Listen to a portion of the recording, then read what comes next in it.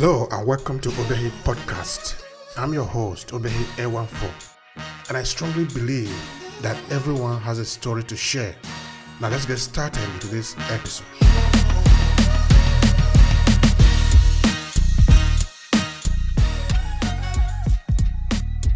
Hi, Mr. Obehi. Thank you for giving me the opportunity to talk about my work. Now, you asked me to talk about myself. I myself am from Senegal, located in West Africa, and I teach here in the United States. It's a long procedure, but first, why I decided to do history. The reason is growing up in Senegal as somebody who, yes, was born after the independence, but I used to hear my older brothers and my old sisters talking about the kind of like history lessons they were getting in Senegal under the French colonization. One of the main things they were taught was Senegalese people were descendants of the French Gaul people, meaning the people in Senegal were taught that their origin and their ancestors are white people who are part of the ancient French Gaul political system. But also over time growing up with my parents and my family, being a Muslim family, I was told also the origin of my family was from Middle East as something that I'm a Fulani or Harpular, we call it Aliou Ly. And my parents, my dad has always made me believe that the origin of our family is Middle East, specifically Saudi Arabia. You see, and over time, going my education courses in Senegal, I come across the teaching of Professor Cheikh Anta Diop, who is known as one of the most prominent African scholars who talk about Africa and Africanity and the origin of Egyptian civilization to be Black, but also the origin of the humanization also coming out of Africa. Then it's kind of like growing up, I have these three versions or theories about what is or what could be my origin. You see, that's where automatically my interest in history start growing up. And I say it might be good to go and teach and find out really what is my origin and where I come from. That's how I became more and more interested in history. And that's also how the whole thing started. Now, talking about why the goal to teach history in the United States and not in Africa and all that, I think it's easily understandable. The young African man who was part of the world that is completely and strongly influenced by the United States. I wanted to come to the United States, and at the same time, the goal was to teach African history in American universities, to participate in breaking down these misconceptions Americans or Westerners might have about Africa. You see, that's what led to all these things coming together, me being here today, teaching African history in American university. Thank you very much, Dr. Aliou. Well, I'm not going to start with a controversy, but I will usually, this question I usually reserve it for later, but I'm going to just put it to you like this, because since we are here, like I told you before, we tune the system on, that this is just a conversation, and this is what we do here. We just converse, we talk to one another as if we're in a coffee bar. You see, I've interviewed a lot of African American and also Africans that have gone to America in the recent time. And one of the questions I usually ask them in relation to African history is, why is it that they don't hear a lot about the gallant history of Africa in America? And of course, it is like in many other places, these things are not taught in school as if they were forbidden. Of course, what you alluded to in your story is also about the same, no? That when you were growing up, you were told that you were actually originated from France, or you were originated from France. They say you originated from the Middle East.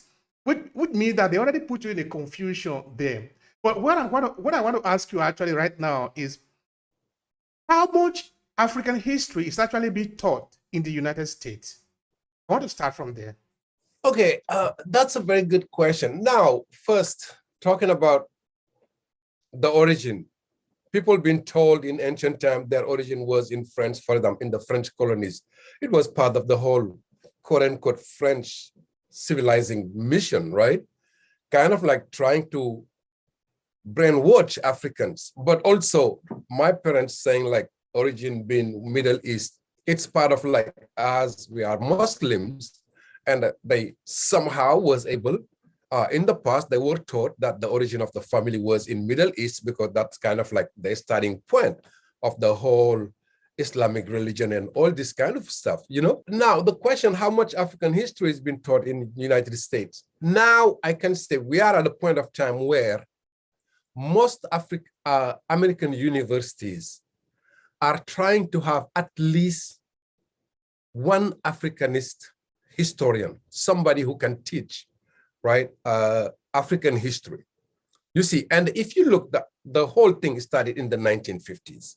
If you look before the 1950s, the way people think about Africa in the Western world, mostly like, oh, Africa do not have history, or in many places, it was like these colonial officers who went to Africa and they start writing about Africans and what they think to be Africans.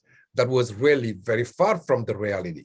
You see, it's just in the 1950s, now you start seeing a new generation of Western scholars who were saying, Africa, if they want to teach African history in the Western world, it must be an African history that is centered around Africans and Africa, but not teaching Africa through the eyes of colonizers.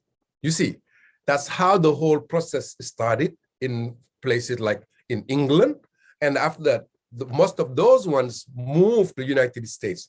That's why if you look historically, by the 1970s, you have some American universities such as UCLA or Ann Arbor in Illinois, right? Or Madison in Wisconsin, who start dedicating the teaching of African history. You see, that's how it started.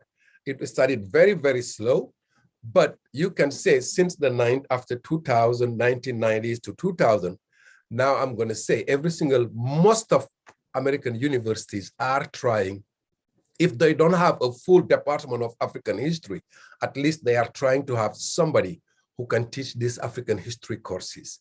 You see, that's kind of like where we are, and more people are becoming interested to teaching African history, and more American universities are becoming interested in teaching African history. Now, before that, you talk about how people's view of Africa is so negative, or Africans don't want to talk about Africa when they are in the United States. The thing, it go back to colonization and Atlantic slave trade. You see, because most of the Western people, where they get their information about Africa, it's about through the news. You see, and most of the time here, when you ask people what they know about Africa or Africans, it's like wildlife, safari, disease, and all that. Because the Western media have been portraying Africa as one country.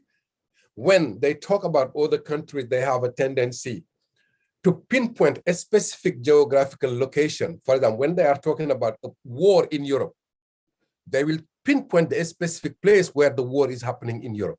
For example, they might say in Bosnia during the ancient time, a couple years back, or they might talk about, Ukraine, or they might talk about specific places, right? When they talk about Africa, war happening in Africa, they have a tendency to just make a generalization Africa, to the point where in the mind of most of Western youth, Africa is a country, not a continent. You see, and then from there also, where these media pick up those ideas, they pick up those ideas through these old views about Europeans' views about Africa for Atlantic slave purpose. because Europeans wanted to exploit Africans. And if you want to exploit a human being, right, you have to find a way to kind of like take out the human aspect of that person in order for you to feel morally good in what you're going to be doing. You see, that's where the whole idea about Africans being inferior, Africans not being as human beings as Europeans were developed. And after that, the colonization come and continue play that game with the whole notion of, oh, we are going to Africa to civilize them. Why civilize them? You civilize somebody who is uncivilized. Then automatically they portray Africa as a place that is uncivilized, and they want to go to bring civilization there. And through that, they continue to perpetrate that ideology. And the media take part of that to portray Africans as the others. You see, because wanting to use them as slaves, wanting to exploit them, right? And wanting to put the process of exploitation to not being viewed as exploitation, but as a good thing doing for Africans, you see, then they have to present Africans in the other way. And the media pick up on that, and that's why you have all this happening until now. But that's why what you see happening now is with this whole idea of teaching African history through the perspectives of Africans and the African continent itself. And at the same time, you have more and more people organizing these education abroad programs, taking American students or Western students to Africa to make them see themselves. What is Africa and who are the Africans? I think that's the way to go to try to break this kind of like misconceptions about Africa and all this kind of stuff. And I can say most of the Africanist scholars who are here in the United States, and most importantly, Africanist scholars who are in the United States are playing a major role in trying to make that shift. You see, yeah. All right, that is really very important, because actually I was just preparing a question to ask you there relating to this idea of rewriting the history, because it need to be rewritten on, because we must understand that there is a game that is being played here now. When the Europeans prepared that they wanted to come to Africa to educate them, let's put it that way, because first the Europeans came to Africa to get education. And now they say Africa didn't have any education, so we are going there to educate them. Okay, now let's put it this way. Somebody opened his eyes and said that the Senegalese are a descendant of the of the French people, no? And what kind of excuse did they use to justify the differences? I don't understand that. I don't know, maybe somebody asked the question like, okay, but you are French, you look like this, you look like this, but me, I'm Senegalese. Did question like this don't come up? Like, why am I different from you? How did they justify that? Or is it simply to say, God have caused you, that is why you are like this? Or I don't get that particular part. Like, if you say that I was a Nigerian, then I become a Senegalese, is very easy to even argue, no? But to say that I was once an English, and now I am I'm in Nigeria, that is not very simple to explain. How did they manage to sell that to us, to sell it to the mind of the people? And there were no contest. Now, what you have to understand in colonization is when Europeans come to colonize, most Africans never interact with the white men, right?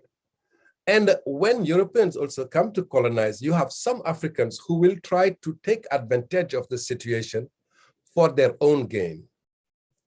You see, that's kind of like where the difference is. It's not about like people looking at it just like, oh, these people are coming to try to change us. Yes, you have a lot of Africans who resisted, right? These tentatives to change or to quote unquote civilize these Africans, you see, but also you have very few Africans who take advantage of those situations in order to get like some social benefit out of it or to get some kind of like, economic benefit out of it. Now think about it, for example, you come to a place where based on their views, right, Some people were exploited by other peoples who were part of their own societies. Now you have somebody coming and proposing them. Maybe I can buy you your freedom if you were kind of like a slave who happened to be enslaved by some other people from your own community, right? Somebody coming and saying like, okay, I'm gonna buy you your freedom and you will work for me. And work for me from the Europeans mean you became a kind of like a colonizer assistant, right? Or participate in the colonial army or participate in the colonial police.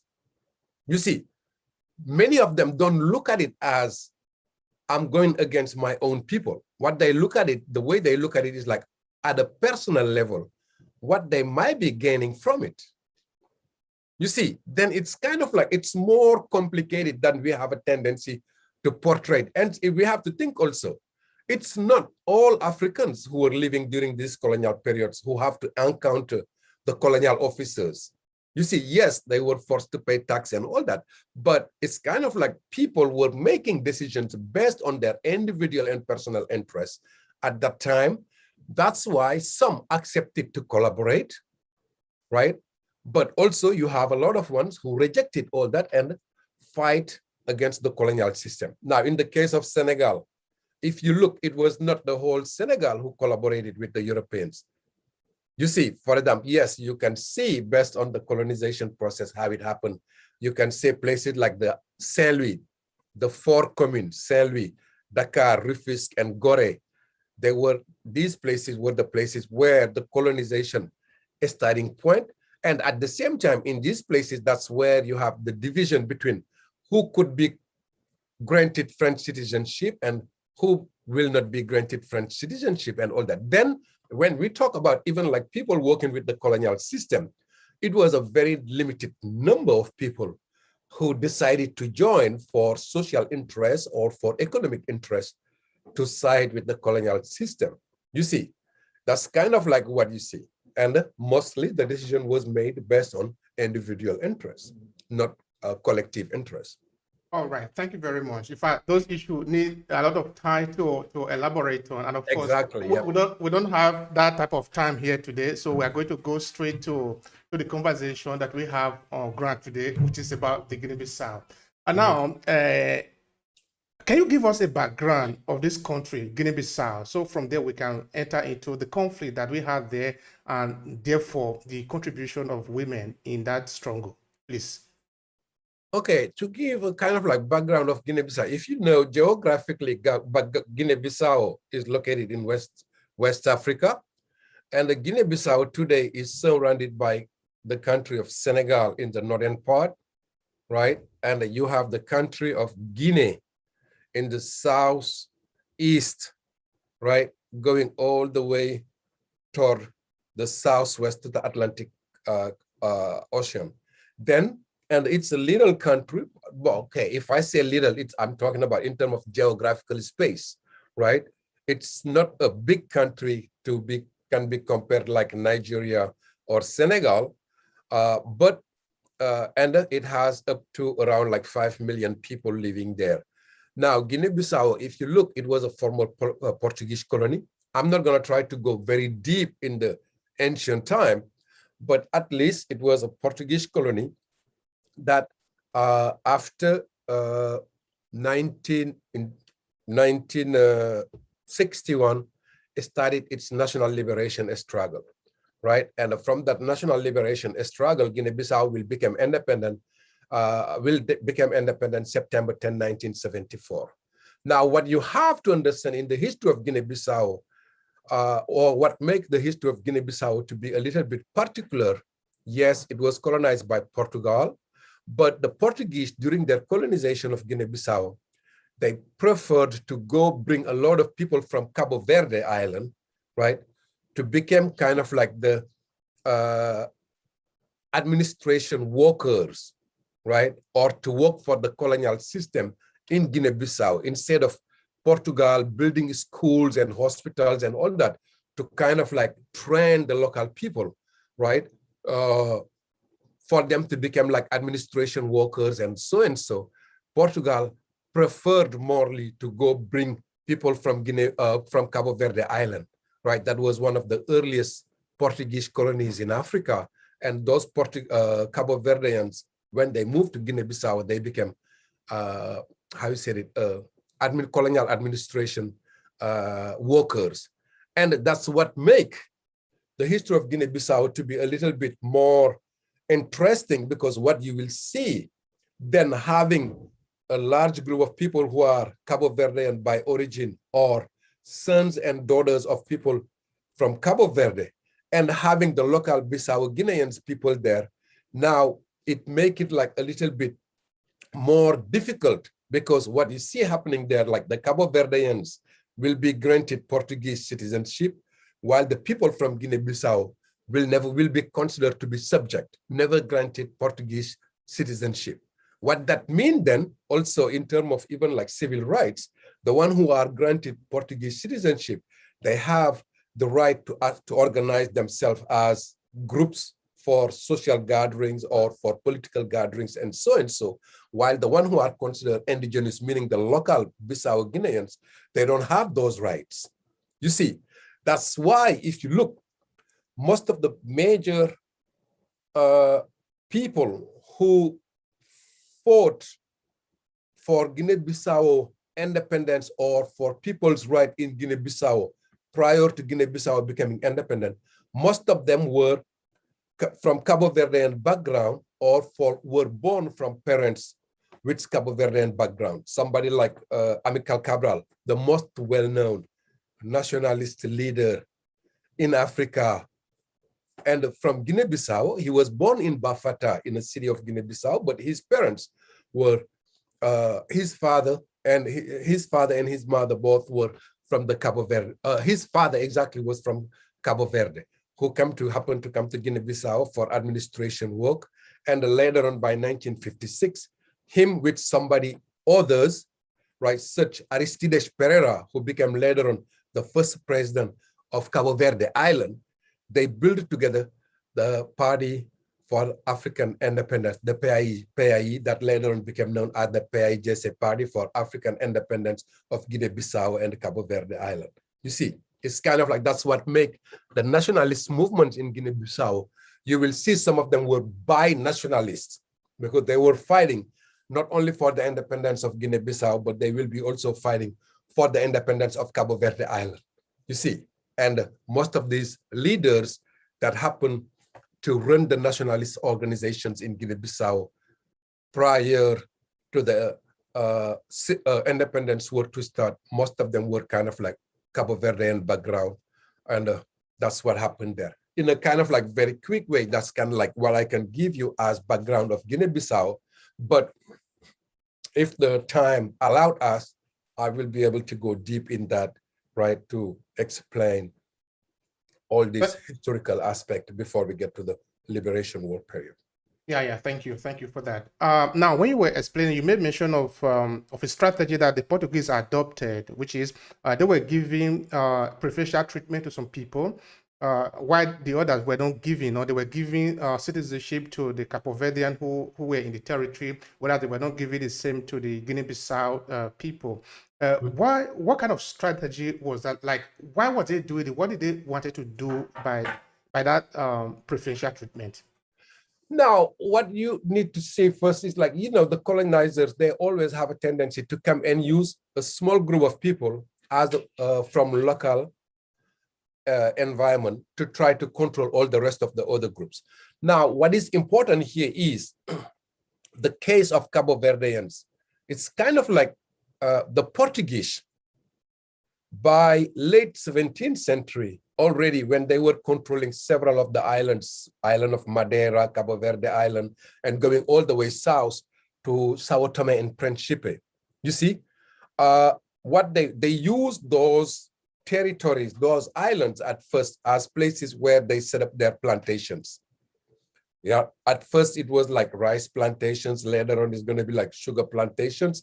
And what they did was to bring people in those areas prior to 17th century, prior to 18th century, what they did was prisoners, Portuguese prisoners in Portugal, right, was offered the option to be removed in those islands and let be free, right? Or to be imprisoned in Portugal. You see, it's kind of like the same thing that happened later on in places like Australia, where British people were given some kind of like incentives to go to immigrate to Australia. You see, then automatically when these Portuguese people, settlers come to these islands, what they did was also, they steal a lot of African women along West African coast. And when those ones come in, but also African women as slaves also were brought in those islands, and African slaves, then automatically this kind of like interaction between white Portuguese male and African women lead to the development of all this kind of like mulatto community. You see, that was granted Portuguese citizenship and all that. Then it became a kind of like intermediary class between the white Portuguese and the Black Africans. And those ones will play a key role in the colonization of most of the islands along the West African coast. But at the same time, when when Portugal became more and more interested in Guinea-Bissau, then it became like, and knowing that Portugal was never interested in developing its colonies. Portugal was never interested in building schools or hospitals or anything in their colonies. They were more interested in exploiting the colonies. Then automatically, instead of having to build schools and all these infrastructures that might be needed in the Portuguese colonies, why not we go bring these ones who are already who are Portuguese, but also quote unquote half white somewhere, right? And bring them, they become the intermediary class. You see, that's how this whole thing happening. It was more like for viewing these mulattoes to be half and half, right? But at the same time, a way for Portugal to avoid having to pay all the infrastructures that might be needed in order to help make Guinea-Bissau be up in play be up to the point where the local people could be used in the colonial administration systems. That was Absolutely. the reason why they prefer to use the Cape Verdeans. Oh, okay, that is very important. Now, before I ask you a question relating to the participation of the women in the struggle, because now the conflict has not started, no? We are building up towards it.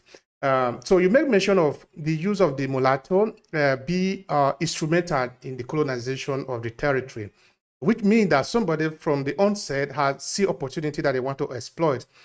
So the children then become instrument in their hands and they use it. So when you say that, what do you actually mean? Which role specifically did those mulatto, those mixed people, mixture of African and mixture of European, played in the colonization? Okay, now think about it. In the case of Guinea-Bissau, when we say that people who had like Cabo Verdean background were granted Portuguese citizenship, what that means is like they have the full rights as any Portuguese citizen, meaning they have the right to have a fair trial.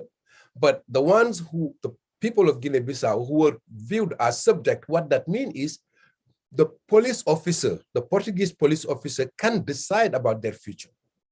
The police officer can make them work do forced labor, force them to work for the colonial administration without being paid fairly. You see, it's kind of like and the one who were granted citizenship, they were allowed to assemble the way they want, while the one who were not granted citizenship were not allowed to talk about politics or to gather together. That's kind of like this whole impact between who was granted citizenship and who was not granted citizenship, and how that translates.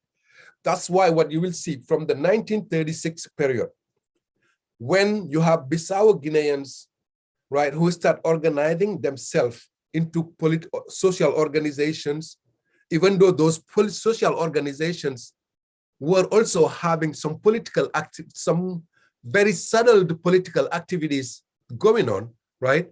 The other ones who were locals were not allowed to participate in those activities. And if they were caught, they will be put in jail directly.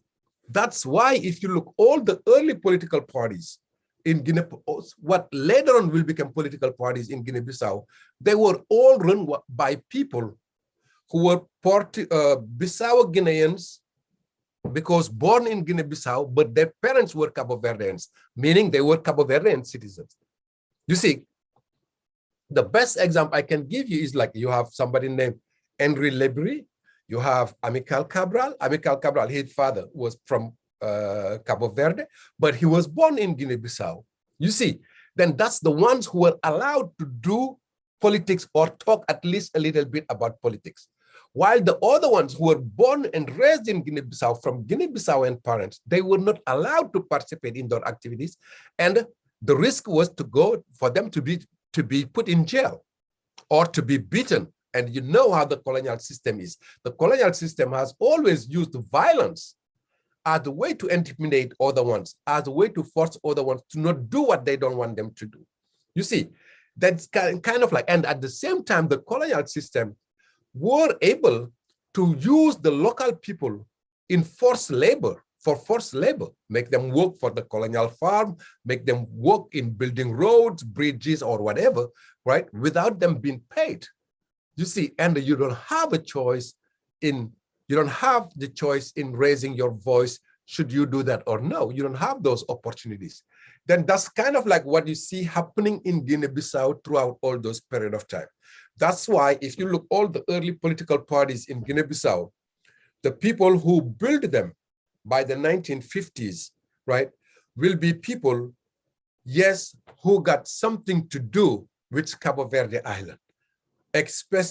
Now you might have very few Bissau Guineans who decide to do that or who participate in doing that, but most of the time they have to do it clandestinely, or they have to do it from Senegal or from Guinea-Conakry. You see, that's kind of like what happened. And even Cabral and his followers, when they were building the PAI at first, that later on became PAIGC, they did it in a very clandestine way. And when they were doing it, they were a group, some social scientists argue they were a group of between 6 and 15, but at least when they built it in 1956, all the way to 1959, they refused to have female members. Why? Based on what one of their early female members, Carmen Pereira, told me, was they believe they have to keep it secret because even though they were Portuguese, they have a Portuguese citizenship, but they were not allowed to run political parties and especially to talk about independence. Then when they built the political party, it was very secret and very limited group of people were part of the political party. And now what they were trying to do is to try to organize some of the upper class, right? Meaning Cabo Verdeans, because the upper class, when we talk upper class workers, right? In order for them, especially the one who were working in the port, right? Disembarking the boats and all this kind of stuff, to organize them for them to fight for better pay, right? And better working conditions. That's what will lead to a kind of like a strike, dock workers strike in 1959 to September, and that dock workers will ended up having a lot of dock workers, 50 dock workers being killed by the colonial police. You see, and from there also the PAIGC and Amical Cabral, all that were being chased by the Portuguese police, and that will force them to get out of Guinea-Bissau and to move to Conakry, Guinea-Conakry, because now we're talking about 1959. Guinea-Conakry is independent 1958, right? And you have Sékou Touré, who was considered to be one of the major Pan-Africanists.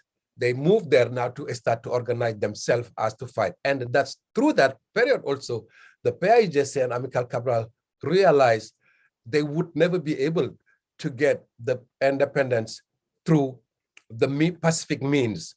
That's when they decide to organize the armed struggle.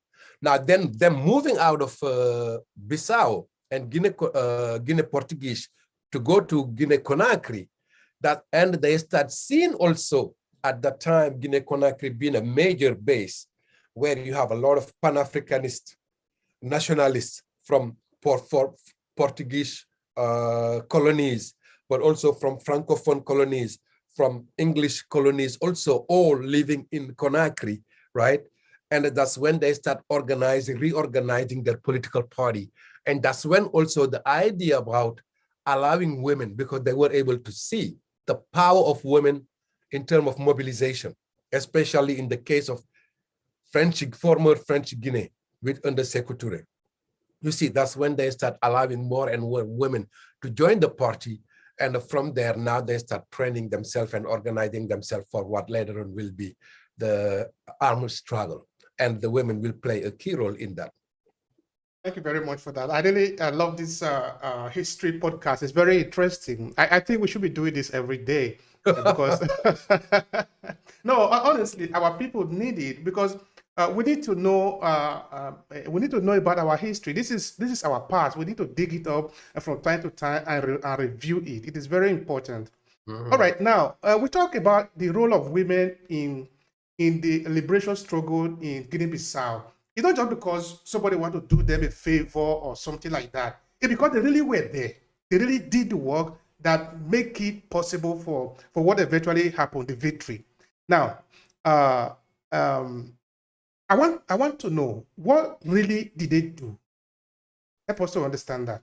Okay, when it's first, you have to understand French Guinea, the women play a key role in helping Sékou Touré and his political party, the Parti Africain, the Parti Democratic Africain, in mobilizing since 1948. And those Guinean women play a key role in what later on allowed Guinea to vote no in the French referendum that led to Guinea becoming independent. You see, and when Cabral and his followers, as for security purpose, run from Bissau to Conakry, they saw the role women were playing, the Guinean women were playing in mobilizing and helping Sékou Touré run this newly independent country. And at the same time also, as you have a lot of Bissau Guinean women who were living already in French Guinea, some of them for education purpose, because they were not allowed to have access to education in Bissau or Portuguese Guinea. Then some certain parents send their kids to French Guinea for them to have some kind of like education. I can name somebody like Francisca Pereira, who is still a preeminent political figure in Guinea-Bissau. She joined the PAIGC when she was in Guinea-Bissau, when she was in Guinea-Conakry. And why she was in Guinea-Bissau? Because her parents sent her there to get education. But at the same time, you have some other people from Portuguese colonies who were living there because they felt like as Guinea is independent, former French Guinea is independent, that can be used as a mobilizing place in order to organize themselves to fight against the Portuguese colonization. You have people from Angola, you have people from Mozambique, all that who were living there also, meaning Sékou Touré and the French Guinea was playing, Sékou Touré and Guinea, the newly independent Guinea, was playing the same role as the one somebody like Kwame Nkrumah and Ghana was playing on the English colonies side. You see, now then, automatically, when Cabral start mobilizing, you start seeing some young Bissau Guineans moving toward Guinea-Bissau, Guinea-Conakry, in order for them to be trained, right, for political purpose. For them to be trained for political purpose, and one of their number one trainer or teacher was Cabral himself. Because Cabral wanted to make sure the people he will send back to Guinea-Bissau for them to help mobilize the people of Guinea-Bissau to prepare them for the liberation war. They have to be people who understood why the liberation war, and they have to be able to translate the message of the struggle for independence in a very meaningful way. What that mean? Be able to go talk to the people in a language that they can understand. What that mean? To not go back in Guinea-Bissau and talk to people about independence. Because the word independence, it's a concept, and people don't eat concepts. and people don't see concept. Then for him, these mobilizers going back, they should be able to come to people and talk to them in a very understandable way. Meaning what? Ask people to think about what were their living conditions prior to the Portuguese to come in, and what is their living conditions now after the Portuguese come in. And automatically what you will see, people now being forced to pay taxes. The daily food people used to be able to give to their families being taken away by the Portuguese through their forced labor, but also through their rationing, forcing people to feed the Portuguese armies, and all that make living conditions becoming worse and worse and worse daily. Then for Cabral, when the colonizers go, the way they have to talk to people is how difficult your life is today compared to a long time ago. Number two, what is the reason your life is difficult now compared to a long time ago? And what needs to be done in order for people to be able to get back to the kind of life, daily life they used to have, and be able to feed their family in the past that they have lost. You see, after training these mobilizers, political mobilizers, he sent them in the battlefield, and these political mobilizers, when they went back to the battlefield, guess what? The first people who they were convinced were women. You see, the first people they were, because think about it, we're talking about African societies where women play a key role in feeding the family. You see, and think about it, before the colonization, yes, most of African societies been composed of farmers, but we were farming what we need to eat. You see, but with the arrival of the colonization system, that's when cash cropping come in place. And cash cropping, man was in charge of the cash cropping, while women, in most places, women continue to be in charge of the subsistence farming. You see, then women were the first one who felt, right, the danger of colonization, as the food they used to produce to feed their family, they are losing it. How they are losing it? Cash crop is asking more and more land. And what that means, the land allocated to subsistence farming is shrinking to the point where now it's becoming more and more difficult, not only to feed the family, but also it's becoming even more and more difficult to have time to look for what you can use to feed your family. And all that happened because colonial taxation system, because colonial forced labor, right? And colonial issues. You see, then automatically these women, that they became also key important in the mobilizing system. And from there, what they're gonna do, they start going and talking to their husbands, right? And they became kind of like the protectors of these mobilizers sent by Cabral. And they became the one also who start talking to their husbands in the countryside to convince them that they should join the fight. That's how the whole process, for example, I can say somebody like Titina Silla, who was very well-known woman. That's how she joined the war. You have somebody like, Eva Gomez, right? That's how she was convinced to join the struggle. Now you have others also women who will join the struggle because their husbands joined the struggle and were forced to get out of Bissau. The best case is Carmen Prera, who's very well known. Carmen Prera, who was the wife of Umaru Jallo. Umaru Jallo, who was part of the first group who joined the PAIGC, or who some social scientists said he participated in the creation of the PAIGC, right? Were forced after the Pinjikidi massacre in 1959, was forced to move to Guinea-Conakry with Cabral and all those.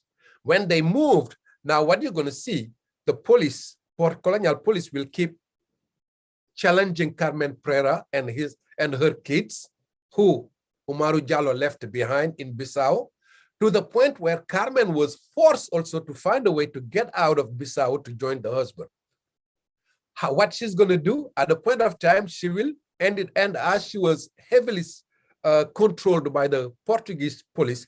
She ended up saying like her husband was sick and she needed authorization to go to visit her husband. With the help of her father, who was a lawyer, she was able to get out from there. She was granted permission to go, and she moved to to Ziguinchor, south of Senegal, in her way trying to get back to Conakry. And when she got to Ziguinchor, south of Senegal, Cabral and some of the PAIGC members asked her to stay there, because now they want her, by staying in Ziguinchor, she became a kind of like a point of relay for many of these young Bissau Guineans who are trying to get out of Guinea Bissau to go to Conakry, and most of them have to pass by through Ziguinchor, and from Ziguinchor, they will continue. Then meaning you have some other women also, as part of trying to join their husband or as part of trying to help their husbands, involuntarily ended up joining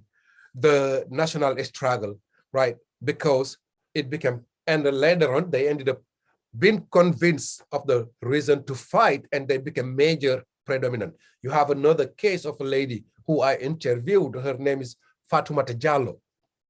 Her son, she used to have only one son. The son decided to join the mobilization and fight against the colonial system. And this lady, as her son she got only one son, she was very worried about the devenir of her son, and regularly she tried to go to bring food to her son in these forest areas.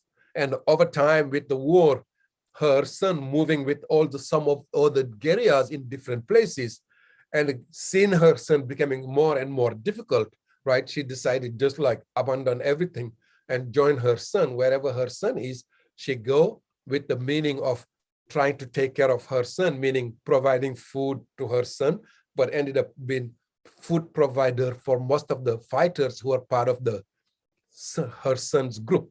You see, that's kind of like how little by little. And at the end, what you will see, Carmen, right? And Francisca Pereira and others such as Titina Silla will be sent to the Soviet Union for military training and nursing training, you see. And they went there, learn how to use weapons, how to do all this kind of stuff. And after that, they come back. Yes, most of them will continue to work as nurse, right, in this battlefield, but many of them also were able to carry on guns and fight against the Portuguese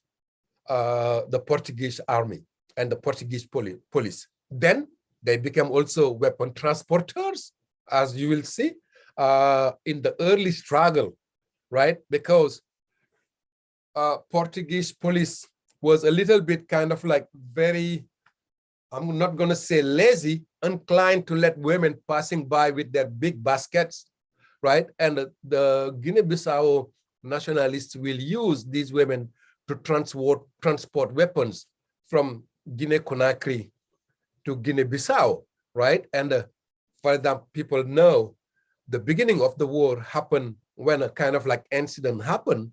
The incident, most of the time, people call it the Sana, the Bekai Sana incident, in which they said the Malan Sana incident. What happened was you have a group of Bissau Guinean women carrying these large baskets, but these baskets are full of guns that they are trying to pass through these Portuguese military posts and police posts. But what happened in one of the incidents, like a group of women working, and Malansana, who was a Balanta male, accompanying them in his Balanta dress, trying to be kind of like the escort type. And one of the women fell down in front of some of the Portuguese police officers, and the basket was open, and the Portuguese were able to see the guns and all that. And Malan make the first shot, you know, and for some social scientists, that shot was part of the launching point of the real struggle. Because now think about it, what I said, 1959, Cabral and his followers know they're going to have an armed struggle, but from 1959 all the way to 1961-62, the goal was to train the people and make the masses accept and adhere to the idea of the armed struggle. You see, and the women play a key role in that period of time in preparing the war, mobilizing people, transporting weapons. And when the war started, some of them were already trained as nurses. They were in the battlefield to kind of like take care of the wounded fighters. But at the same time, many of them became key fighters in these struggles. You know, I know some of them, Jacinta da Costa, who participated in the war, and a part of her participating in the war, she lost her right eye because of this gunshot, through a gunshot. And you have several other examples in which women, Nanjati, who was like what they call a sapadura, meaning these marine officers, was able to swim for very long distance, settle mines on Portuguese boats to get them explode and all this kind of stuff. Meaning, really, women participate in every single aspect of the war, especially from this period, a starting point going all the way to 1965, when for some political reason, they start to be asked to stay behind, but it's not gonna last long because many of them will refuse to stay behind and continue fighting. The most well-known in that case is Titina Sila, right? But later on, by the 1970s, the PAIGC leadership will recall all the women in the fight because they wanted to end the war. The leadership wanted to end the war very quickly. You see, that's kind of like all what happened and all that. Yes, they were in these women were in every single aspect of the struggle. Thank you very much for that, Dr. Aliou. This is very important. These stories are very, very important. We need to let the world know what has been going on, because in most cases you will look at what has been happening in Africa and see if the people never resisted. Even if we were to take up the pages of history on slavery, we will still understand that there have been fight, there have been resistance. It wasn't like the people were just there, hey, put a chain on my hand and take me to slavery. It was never like that. It's just that we are waiting for other people to tell the story, and it's going to hurt us for a very, very long time. Now, you as a researcher, as a professor in this particular field, you have talked to some of these women who have been direct fighter. Now, you tell me personally, when you talk to them, what do you feel? Like they tell you their own story, what do you feel? Share that with me. First, what you feel is like you are proud. And like you said, even myself, when I started researching on Guinea Bissau, the first goal was to go talk, discuss, and learn more about Amilcar Cabral and the national liberation struggle. You see, because as young from Senegal, we always heard about Cabral and the national struggle in Guinea Bissau. You see, now what made me even become interested in talking to these women were something happened when I was in Guinea Bissau in 2008. During the summer of 2008, as I was in the PAIGC headquarters, and at that time, PAIGC was the ruling party, and they were getting ready for their parliamentary elections, right? I was in a major kind of like seminar room, a large seminar room, full of people. And suddenly, a lady entered the room. And as soon this like old lady, who seemed to be very charismatic, entered the room, everybody stand up, and people kind of like lined up to shake her hand one by one. As new also, and I don't know who is she, I was with one Julia Omane, who was at that time my kind of like research assistant, and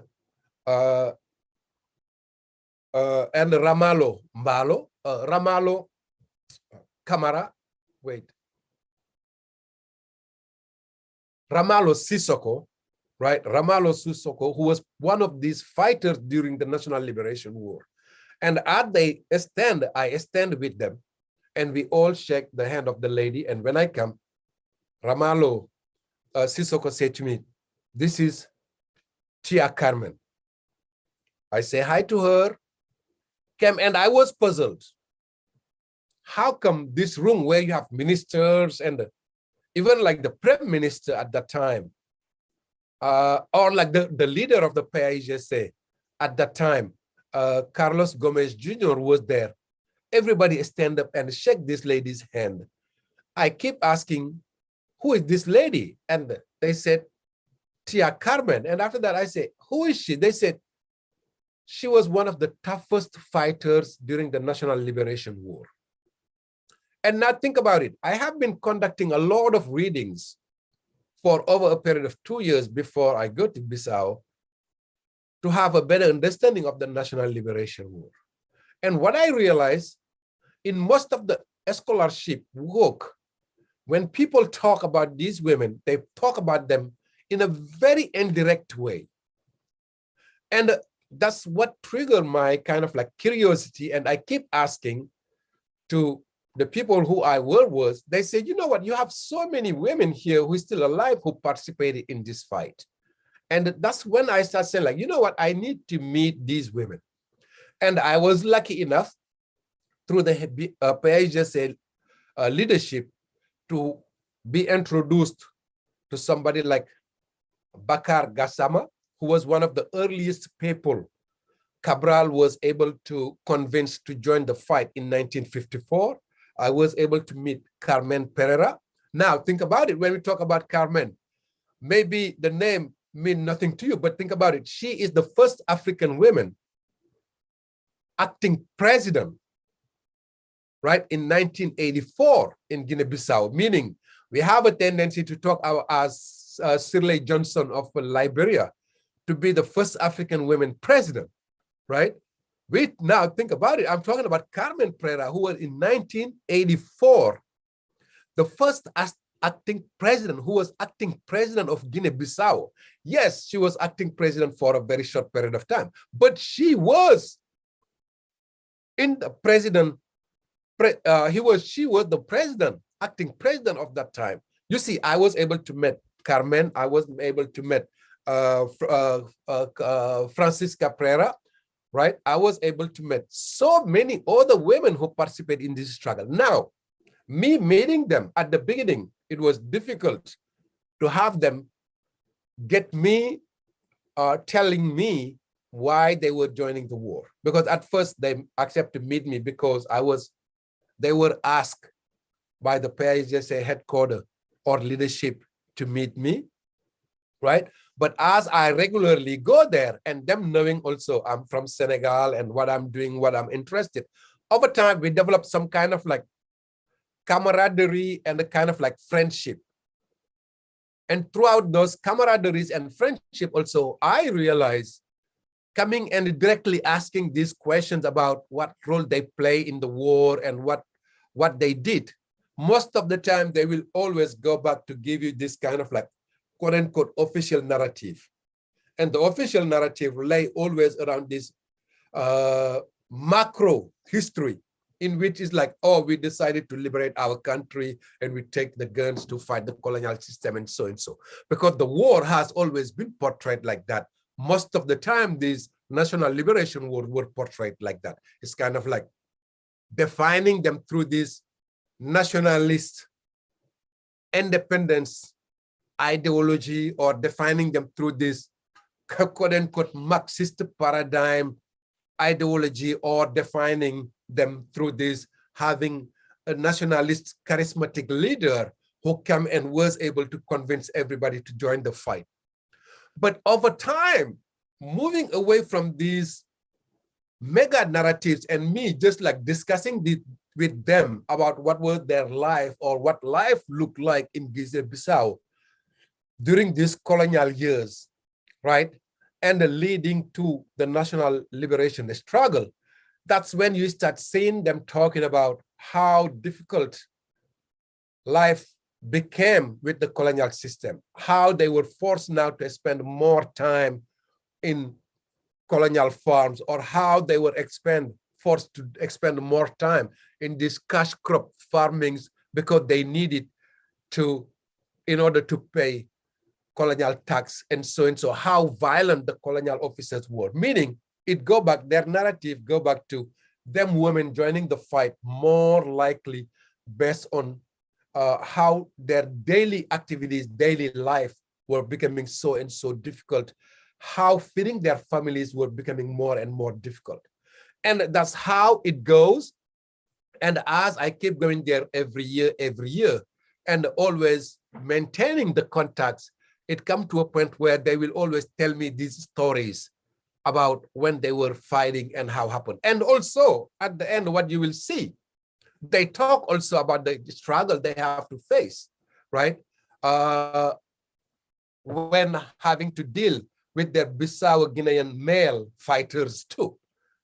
You see, that's why some social scientists, somebody like Stephanie Urden, arguing the women of Guinea-Bissau during this national liberation war, they were fighting against two colonial systems, meaning the colonial system from the Portuguese colonization, but also this old African male ideology in which women should be staying behind, right? Or women should be a second-class player, right, in the political sphere and so and so. You see, they have to deal with all that. And they said one of the person who really convinced them and who understood the struggle women were fighting at that time was Amilcar Cabral. Because Cabral himself, he used to advocate fighting against the Portuguese colonization was the small fight. The big fight is fighting against these traditional socio-cultural practices that kept women as second class. You see, that's why for Cabral, it was extremely important to make sure, right, through the period of time they're fighting against the colonial system, they have also to fight against all these socio-traditional beliefs that make a woman a second-class citizen. They have to fight to grant women the same political rights, but also the same socio-cultural rights as any other man, right, during those period of time. And sadly, what's going to happen is Cabral was assassinated before the end of the war. He was assassinated on January 20, 1973, and Guinea-Bissau became completely independent on September 10, 1974.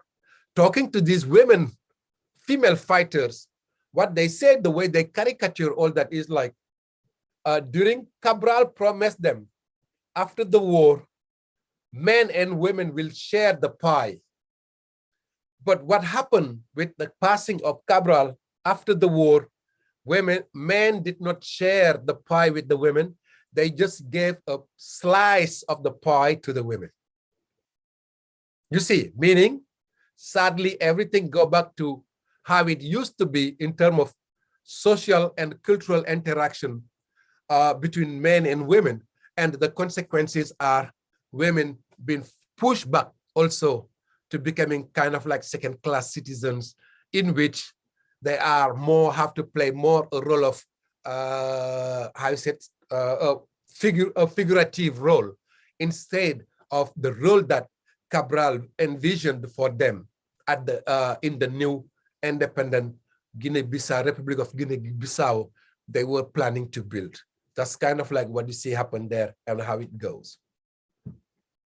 It looked like the story Angela Davis was saying relating to the fight by the African Americans to have a more just society, in that when it come up, it's usually about the argument that only the men were there fighting, but nobody ever talked that, at least very few say that the women have also been there, not just supporting, but have been there fighting, just like the men were fighting, It doesn't mean because you are a man, you just have to say only the men fight. No, everybody fought because, like you said, the women feel the pain too.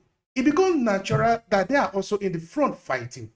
And if they have been in the front fighting, it is right that their story also need to be told. Just like the men's story are being told, because no one is more, because there is no small death, there is no bigger death. Death is death. The women that died in war are just like men that died in war. So no one should be giving a better coffee. No one should be giving a better burial. All of us died in war if we happen like that. So at the end of the day, we should tell all the story. So I really find it very interesting, this project of yours, this narration of yours. And now I want to put the story to you like this. For a historian, a researcher like you, why do you think telling this story is important for our children? Not for us now, but for our children that are coming to life 2021, because they are going to have a different kind of future. Why should we tell them this story? We should tell the story because, like you said, in every single African struggle, African women play a key role in this struggle. You see, if you look for them in South Africa, in the case of South Africa, since the creation of the ANC, African National Congress, right? Very few years later on, you have South African women who joined the fight, and they fought in that struggle from that time all the way to the end. If you look at the case in Zimbabwe, right? A struggle for independence, right? Women participated in this struggle from the beginning to the end. They took guns, weapons, and fought. You see, you look the women in Eritrea, in many, in Algeria, in every single struggle you see on the African soil. Armed struggle or not armed struggle, women play a key role in those struggles. Now, we should talk about this because it's kind of like number one, we should not let others write our history. Or even if we can let others write our history, we should also participate in writing our own history. Also, this is a way for us to know that African societies, in many African societies, women have always been playing key prominent roles, right? In the political aspect, but also in the economic aspect, in the social aspect. You see, we have some African societies in which women were the major policy makers.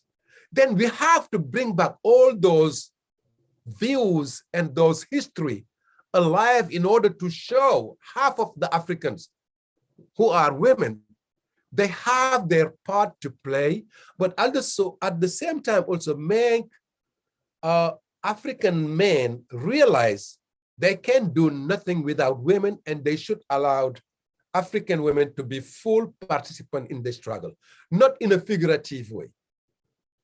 You see, and if we don't bring them out, nobody will know about it, right? And it's going to be a loss for our own societies, for our own communities. You see, that's why it's extremely important to show that aspect. Now, yes, in the academia world, a lot of people talk about, when people talk about war, it's very gender oriented, but we have to rewrite all those histories and show the role these female fighters play in these struggles. That's why it's extremely important for us to keep talking about that. That's why it's extremely important. By us keeping talking about that, it allowed also young African women to know they should not have any limit in terms of what they can do, right? And what role they can play. All right. Yeah. Thank you so much, Dr. Aliou. Now, to that, I'm going to ask the question like this: why do you think men are the ones that are more prominent in history, in African history in this case, even though in the construction of the society, like you already pointed out, it is co-created both by men and women? Why should the part of the women not be written just the way the men are being written? Because if we go back to older African history now, we see that women have played the role. Their story has to be documented. The first mask that is used in Benin, that is often used to represent African art, is the face of a woman, the mother of Anoba. If we enter into the ancient Egyptian history, we see that we have built refiguration of men and also of women. But why is it that today we are afraid to show women that they are really holding gun and really shooting? Not that they are just there preparing pizza. Now, the whole thing is like it's a matter of controlling. Because think about it. Accepting women in many African societies or in many societies in general, people compete to control wealth, compete to control power, right? Then this whole notion about women to be second-class citizens, meaning you are already eliminating half of the competitors, right? And this go back to ancient history, right? When people were trying to live, right? And finding food, right? Organizing societies, right? Some people always have a tendency to try to control other ones. And men in many societies, and especially in centralized societies, and when we say centralized societies, we're talking about societies in which food scarcity or land scarcity is part of it, right? Then automatically it became important. Whoever can control food or land or water became the most powerful person, right? And automatically think about it, what's gonna happen? The one who control have a tendency to be men, and automatically men as way to control half of the people. It's all automatically kind of like saying, because you are women, you could not do this, right? And after that, now building all this social hierarchy, meaning all these caste systems, right? Because you are this, you can't do this. Because you are this, you can't do this. And all that is kind of like allowing a little tiny group of people to be at the top. And those ones just became the one who are allowed to run everything, because somehow, right, for at first the notion of trying to control people, that later on they translate into social class, right? Then automatically anybody who's not part of that social class is eliminated. Anybody who's not a man is automatically eliminated. And then the power is in the hand of a little tiny groups. Now, you have some African societies in which women used to be the one playing the most important roles, right? And even in those societies, the change will happen with colonization. Because when Europeans come with their colonist mindset, coming from Europe, they were a heavily male-oriented society. Then when they come, even in places where women were the political leaders, women were the one making political decisions, these Europeans refused to have women as interlocutors. They look for men and male as interlocutors. In even African societies where women used to have some kind of like political power and social power or economic power, through the colonization system, they ended up losing those powers. And now think about it.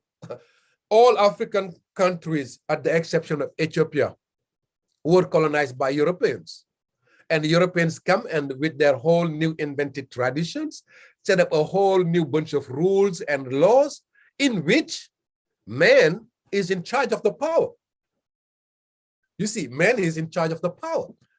And automatically that's what happened. That's what led to the generalization of African men being in charge of the power in every single African country. Now, sadly, Western society, they believe, oh yeah, in Africa, men is exploiting women, That's part of African traditional beliefs, But they refuse to recognize it comes from Europe, because it was not something that was general in Africa, that was generalized in Africa. You used to have, yes, some African societies that are heavily male-oriented, right? But you used to have some African societies in which women were the one making the decisions and participating in the decision-making. You see, but the Europeans coming in, they are the one who unified the playing field on Africa and allowed African men everywhere in their colonies to become the one the deciding factor, the one making the decisions. That's kind of like what you see happen there. Okay, now I'm just thinking, and what I'm thinking is this one. Because in every society, if there were to be war, the women and the children, it's just natural, they suffer more. Because, of course, the men go to fight, they die. The women, in most of the cases, they remain, so they suffer. They become the victim in most of the cases. So now I'm thinking, what if women were to be in charge of key position in some society in Africa? I wanted to make comparison for me because in many cases in Africa today, we have men in charge, and we say the whole system is fucked up. Fortunately, African system is fucked up. Of course, maybe not in all the cases is the fault of the person that is there. Maybe the person that is there is somehow be remoted. Okay, maybe it's also because he's not capable of doing it. But at the end of the day, we see the result. The result is that the system is not working in most of the cases. Okay. Now, if we were to have women in those positions, I'm just thinking, since the women are the ones that suffer more, is it possible that maybe we can have a better society, we can have a better government, we can have less corruption? I'm not saying that women cannot be corrupted. That is not what I'm saying. I'm just saying reasoning from the, I don't know, can we call it biology? I don't know. From the fact that women are sort of the builder of the society, if you spoil it, you are going to be the one to suffer this more. Help me with this, please. Okay, what I can say about that, I don't know how or what we can do to come to a point in Africa where women are in charge of these African countries. But what I can say is, if we look today, just for the COVID case, right? The countries that are run by women are doing better than countries that are run by men, right? And in terms of countries run by women today, in terms of well-being, when they were assessed, people seem to be happier than many countries, than the countries that are run by men.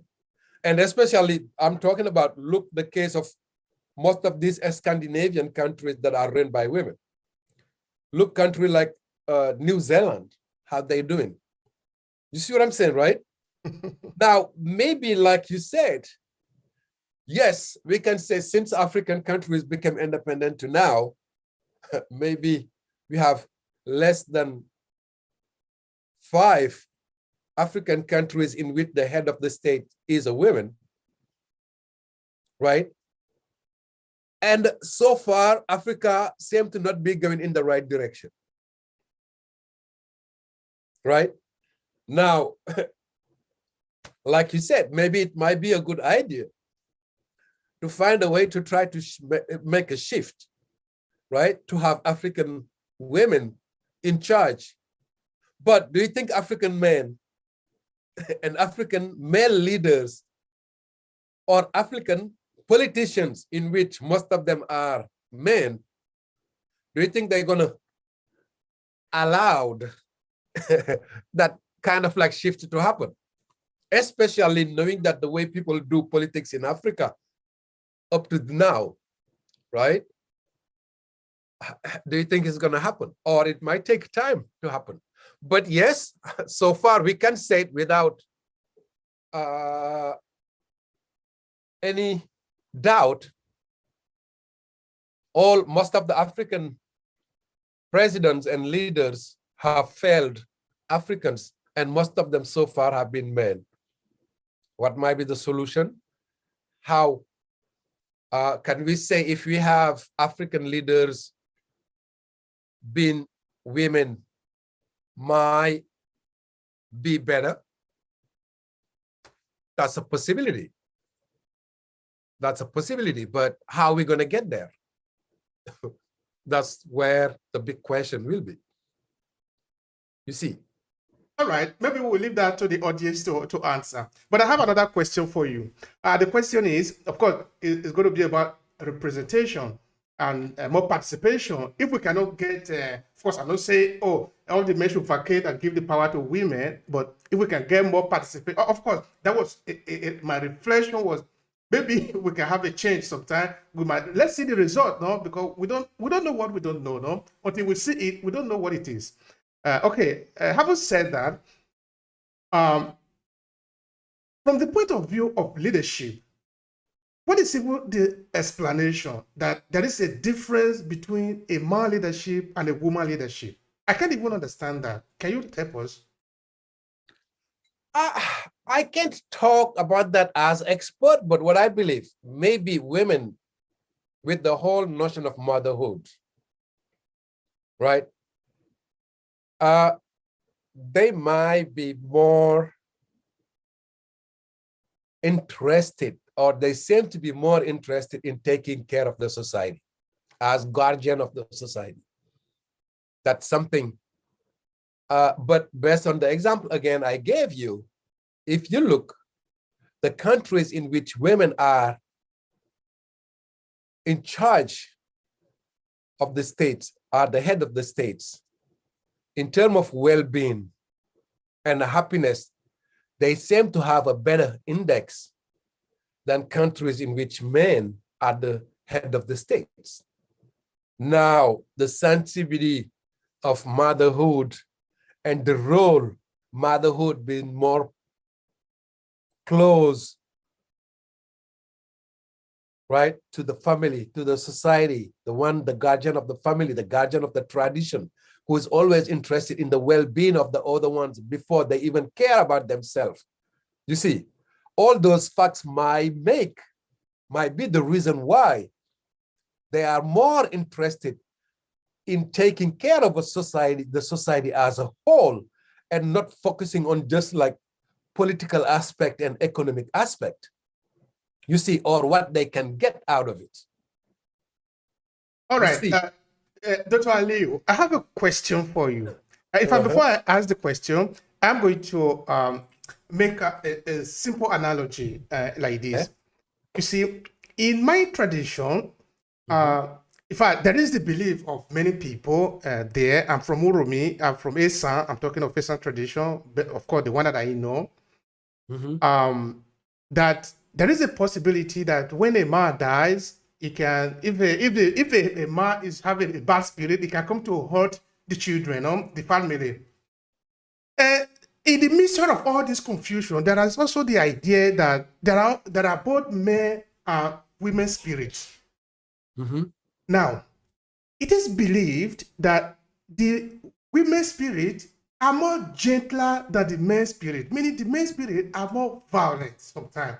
So what I'm trying to drag at here, is it possible that we should actually be giving more role? Because now you talk about the society, because they are the guardian of the society for this reason, that they might be more, they might do better job, because we need people to do better job in the position there.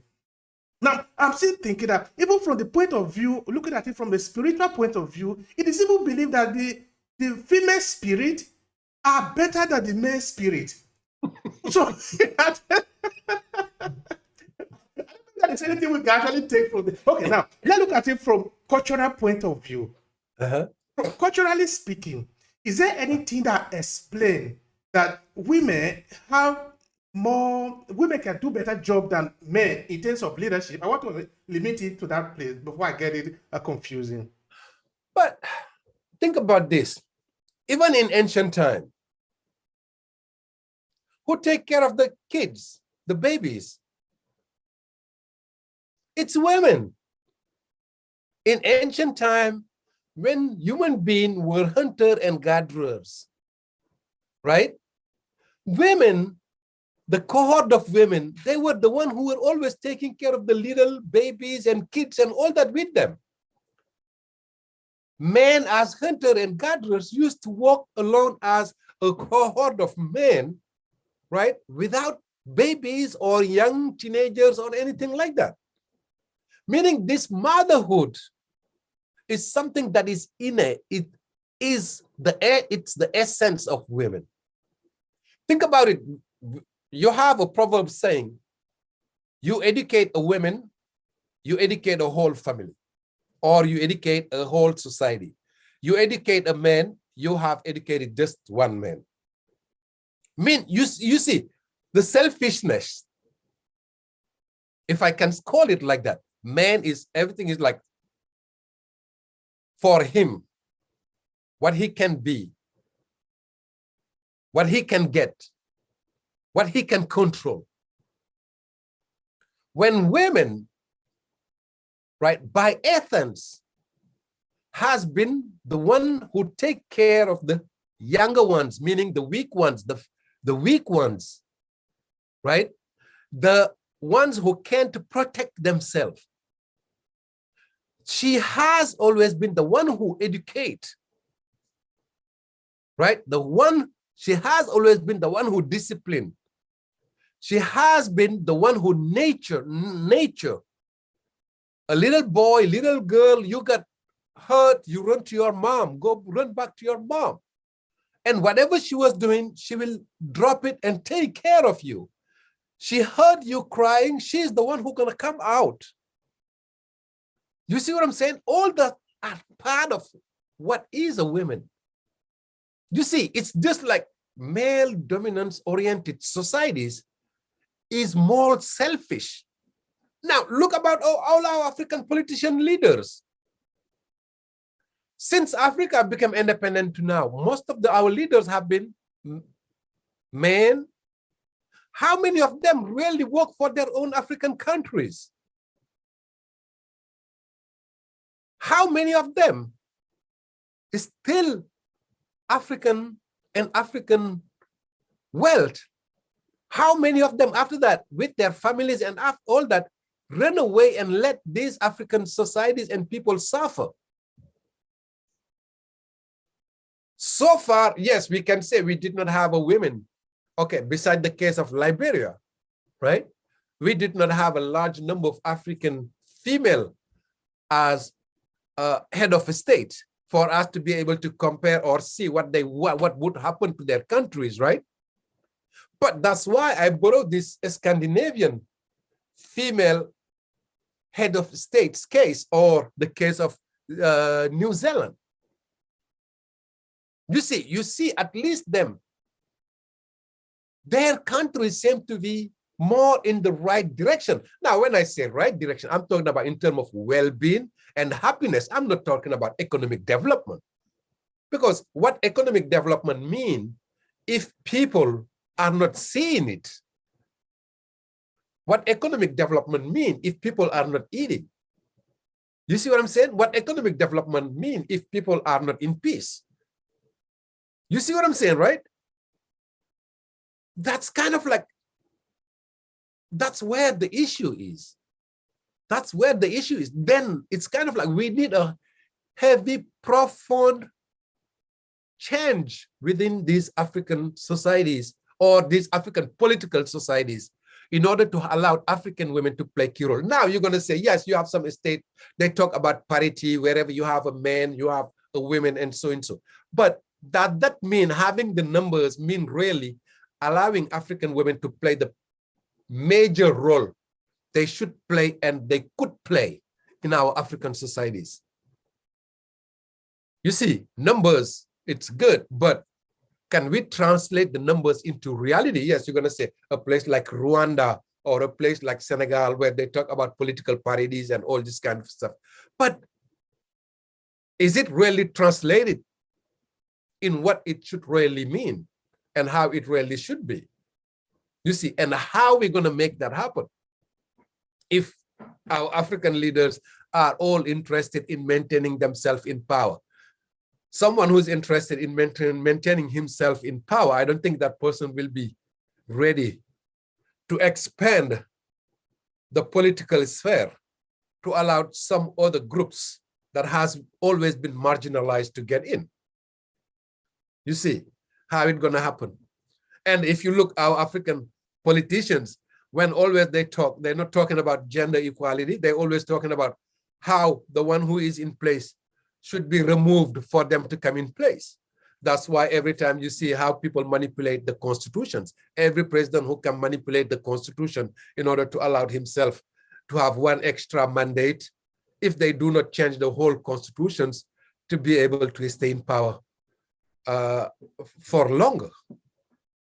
You see, power sharing, it's a major problem, and it's a male problem, I'm going to say. It's true. It's a male problem. Yeah, that is true.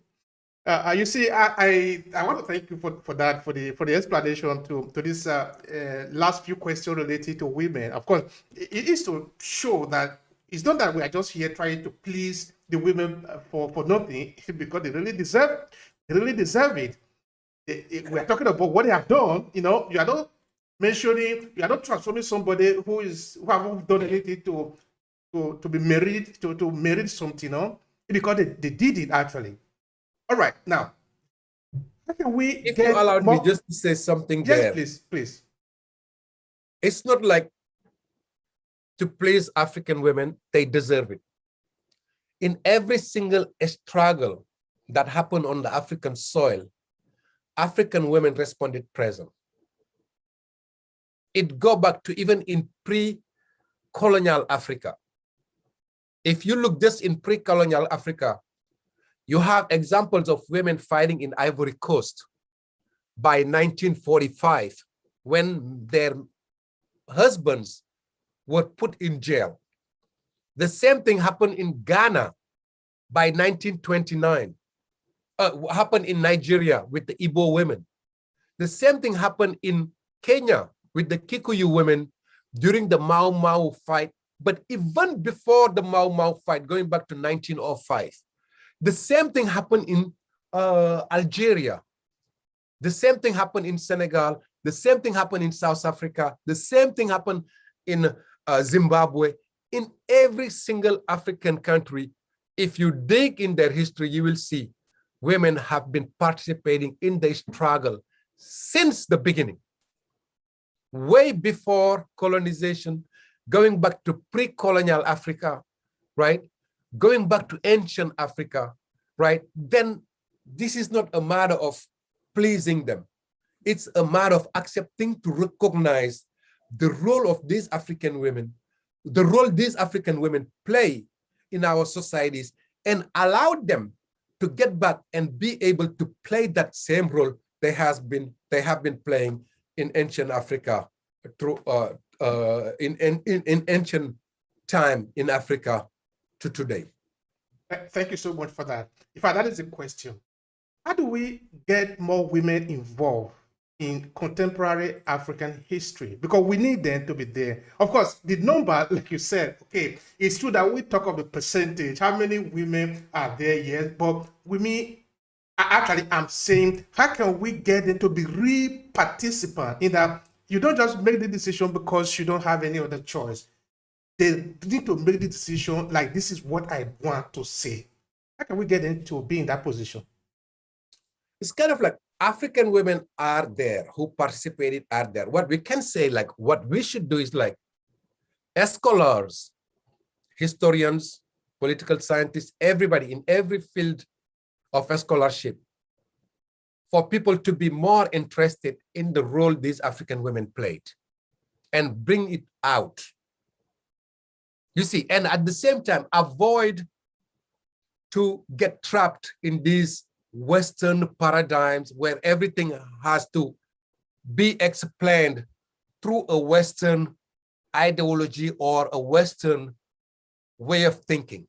That's what we need to do. Get out of those boxes and talk and allow these African women and allow the unheard voices to be heard. That's what needs to be done. And it's going to start with, yes, African intellectuals or African academia, scholarship, and all that.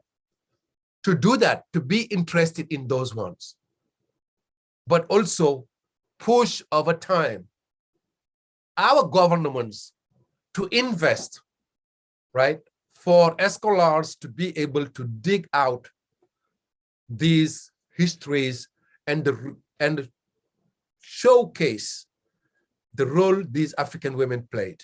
It's like everybody has a role to play. As journalists, you yourself, as educator yourself, it's important also you keep inviting other Africans who are writing or talking or investigating in topics related to what these women have been doing.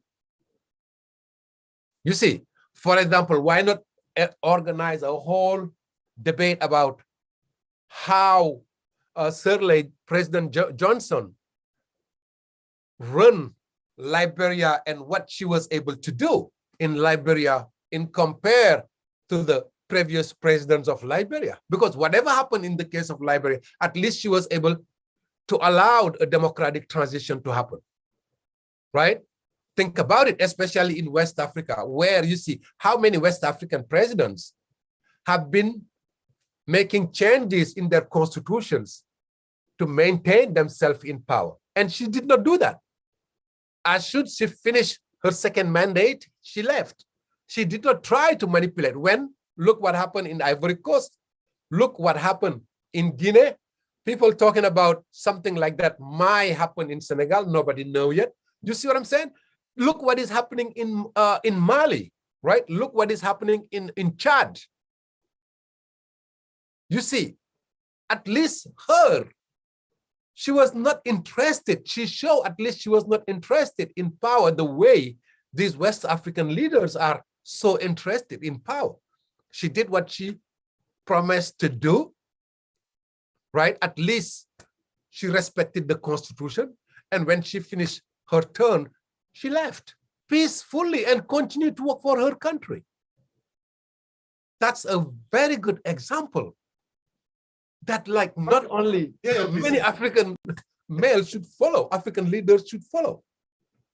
And this is what we are talking about. And I'm sure somebody is listening, because these people really, they are there. We can see them. We're not like trying to bring people from the sky. The people to solve the problem, they're already there. We just need to give them the chance to do it, both men and women. All right, so I want to thank you, Dr. Aliou. You see, we spent a lot of time here looking at issues that really concerns us. Now, we are about the end of it, and I want you to tell us, because we are looking at the role of women in Guinea-Bissau situation, but also in Africa in general. Say, maybe somebody come to listen to this video and want to say, okay, so what lesson do I take home from here? So if you were to draw out a lesson, maybe 2 or 3, from what you have learned from these women, because you have interviewed some of them, you have had a chance to talk to them, what would be your 3 most important lessons from their participation? First, I'm going to say what Cabral said. You can't develop a country when you keep half of the country as second-class citizens. Women should be allowed to show and exploit their full power in order for us to be able to develop our continent. That's the first thing. And without knowing, every African man might be gender biased, and at the individual level, everybody has to do something to recognize no man is better than any woman, and play it genuinely to allow women, right, to develop fully. The same chances, the same way we try to make sure our African boys go to school, right? That same way we force ourselves and allow our African daughters to be able to go to school and exploit their full potential. You see, that's what I see. And this is not about doing something to please the women. That's allowing African women to get back to where they used to be prior to colonization. You see, that's what we need to do. That's how and what will help us to develop our continent. That's kind of like what I learned through this, because these Bissau Guinean female fighters show me whatever a man can do, they can do it. Whatever a Bissau Guinean man was doing during those wars, they did it. But man has to accept to allow them to play the full role. African women are so peaceful, so good, right? So knowledgeable, right? That like it's in our continent benefit to allow them to play fully their role. Thank you very much, sir. Thank you so much. This has been really a full lecture, and I really benefited a lot from it. And I think our audience too have benefited a lot from the conversation with Dr. Aliou. Yes, this is the message, and I hope all of you have gotten it. I don't have anything to add to it because you really did say it all. Thank you very much for having me, and I really enjoyed the conversation. Thank you very much. Thank you. If you enjoyed this podcast, make sure you subscribe so you never miss any of our future episodes. Rate and review Obehi Podcast and share with your friends who might need it. I remain Obehi Ewanfo. Thank you so much for listening, and talk to you in the next episode.